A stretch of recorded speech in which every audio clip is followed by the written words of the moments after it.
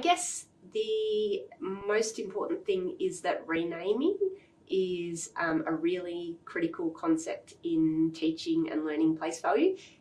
It's a multiplicative idea, renaming, and it's something that probably we weren't taught when we went to school, and so it's hard for teachers to know the importance of it and how to teach it and what children need to understand.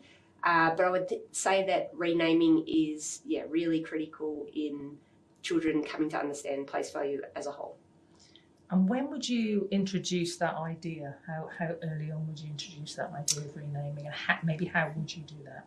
Yeah, pretty early. So I'd definitely be doing it with two-digit numbers and looking at two-digit numbers, asking children to say, let's say we've got 42. How many different ways can you make 42? So getting them to explore that it could be 3 10s and 12 ones, or it could be 2 10s and 22 ones. Just getting them to understand that equivalence, that it's still the same value, but we're just writing it or representing it in different ways.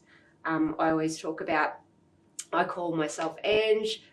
Some people call me Mum. There's not many people that call me that. There's 4. But so, I'm also called Mrs. Rogers. I'm called Dr Ange. So I have different names, but I'm still the same value. I'm still the same person.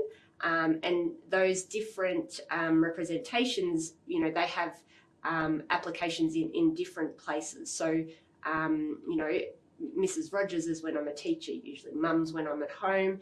And so when we look at numbers, we can think about, we can represent them in different ways, rename them in different ways, and that helps us in different scenarios. So, if we're, for example, doing an algorithm, it might be easier to think of 42 as 3 10s and 12 ones. That might help us. So it's still the same value, but that different representation helps us to understand and think about that number in a more efficient way.